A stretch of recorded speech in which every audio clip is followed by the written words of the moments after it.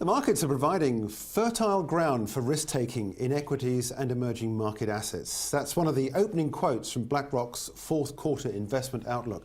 Karim Chedid is with us now from BlackRock, from the investment team there. Good morning. Bullish fourth quarter. Well, we've already started out in the fourth quarter and we've already seen records, of course, on Wall Street and in some of the European markets. But yeah, it's looking very bullish, is it? Yeah, I mean, also I think Japan is at 1996 highs this past weekend. Excuse me. So bullish all around. We do think that the environment that we've had so far this year, with EM leading, EM equities up around 2.5 times the amount that developed markets have rallied, we do think that environment will continue. So it's a bullish environment, but bullish with the EM in the lead, which is not a surprise given the global growth picture is at an expansion level and is synchronized in multiple regions at the same time. So what do you say then to people that say that valuations are already overstretched? I think when we think about valuations, we need to rethink. Another thing we've talked about in the outlook is rethink your returns, rethink your risks. And what we mean by that is when you think about valuations on a price to earnings level, that's one dimension. But then given that we are in a structurally lower rate environment for bonds, we need to think about it at a second dimension. So valuations on a cross-asset basis, whereby equities do not look as expensive as you would initially think when comparing them to bond yields. How low then can volatility go? Because that's one of the things that's been stirring interest in equities, and the bullish move has been because we've seen the VIX index at lows, I think record lows, is that right?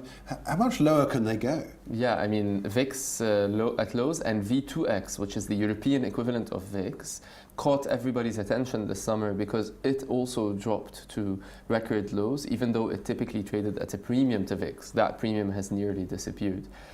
So started as a US phenomenon and now also in Europe. I think rather than wondering how low volatility can go, we'd rather focus on what is causing volatility to be so low? And the answer is in the macro picture. Macro volatility is low, and that is the volatility of the GDP series, the volatility of inflation readings, as opposed to just the volatility of equities.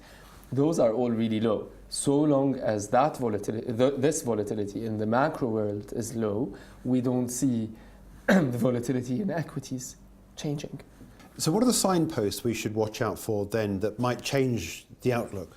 A great question, because ultimately this low volatility in the macro world could change, and that's what would cause VIX to spike in our opinion. The signposts are really any potential disruption to the global trade picture or the global economic picture. So it's not every geopolitical risk. Not every North Korea headline is a signpost for us. It is rather things like US-China relations. We watch US-China relations very closely because we want to see that the trade relations will remain strong, because that's what matters for the global trade and global economic picture.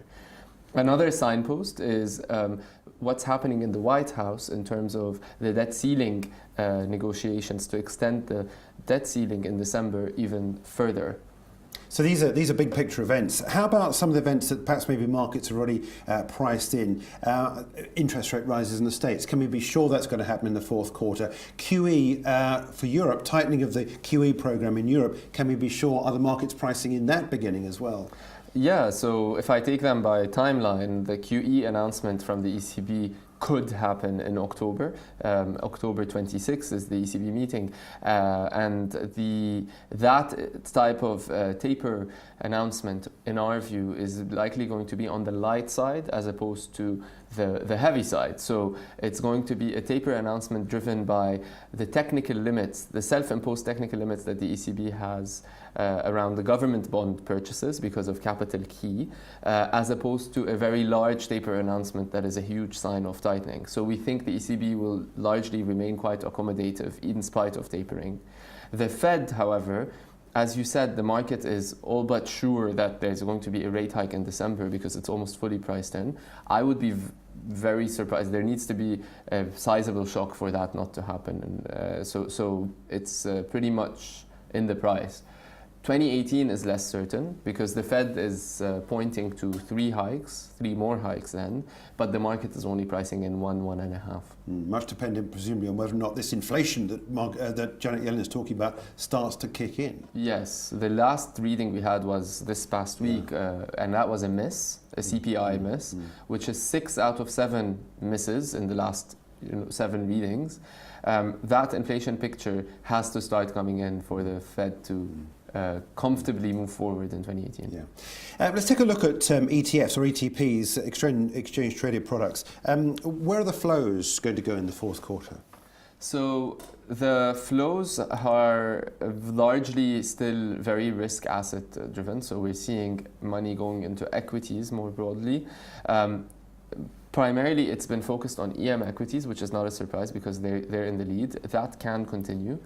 But what's interesting is Japan has started to come back in this past week ahead of the elections there on October 22. And the Japan flow picture this past week is very much foreign investor driven. So we saw $1.4 billion going into Japanese equities. Really impressive numbers after it had been missing from the picture earlier. Even in the face of tightening money, because liquidity it's not going to be as abundant, is it? No, but the growth picture, so long as tightening is for the right reasons, i.e. responding to a positive growth picture, the growth picture can justify further re-risking in equities. In the fixed income space, I think demand would likely continue to go into exposures like inflation linkers, which are positioned to that pickup in inflation that you spoke about earlier. But in equities, it's pretty much the EM, now Japan coming back in, Europe equities. Yeah. What about sectors? How do you break it down in that regard? On the sector and factor front, on the sector front, we're seeing value in financials. So that's banks and insurance companies, but the financials call is primarily driven by the banks piece because of their positive linkage with a steeper yield curve. And then we're also seeing interest in tech. And on a factor level, it's really the value stocks and the momentum stocks. And those are stocks that are cheap or stocks that have already been winning and continue winning.